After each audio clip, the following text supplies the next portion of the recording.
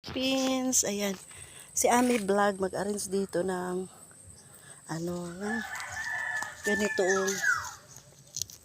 Ano yun sa inyo guys, tawag gabi. Ayan. Di kami ngayon sa dagat guys pumunta.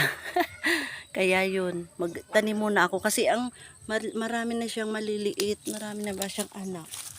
Ayan, tatanggalin ko na naman siya.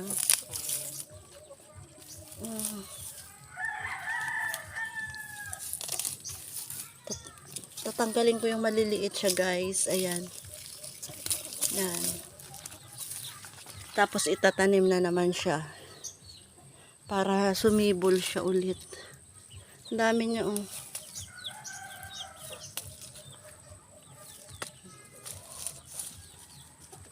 Doon ilagay ko sa marami siyang maliliit guys. Anak niya na to. Yan oh. Yung para siyang mamuhay na naman siya. Kasi mabasa ngayon, 'di ba? Nag-ulan.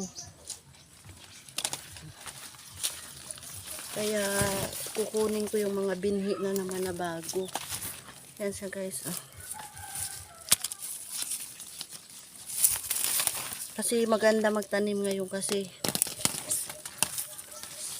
yan. Ito na siya, oh. Dami. Para lumawak siya ng lumawak. Ayan ang ating vlog for today, guys. Ayan. Ayan, dami na siya, guys. O, diba? Ayan. Doon ko siya sa bubon ilagay siya mamaya, guys. Para, pag nagbanlaw ako mamaya, dalhin-dalhin ko to. Ang dami siya talaga. Ito na siya yung kinuha ko. Ayan, oh. Ayan. Ayan siya. Mga binhi niya lang to siya, guys, oh. Diba? Kaya, ayan, oh, lumapad na siya. Mga ilang piraso lang yan siya nung kailan yun dito. Tapos yun, ginarding-garding ko lang siya. Yun. Kita niya. Ano tawag sa inyo dyan, gabi, ah?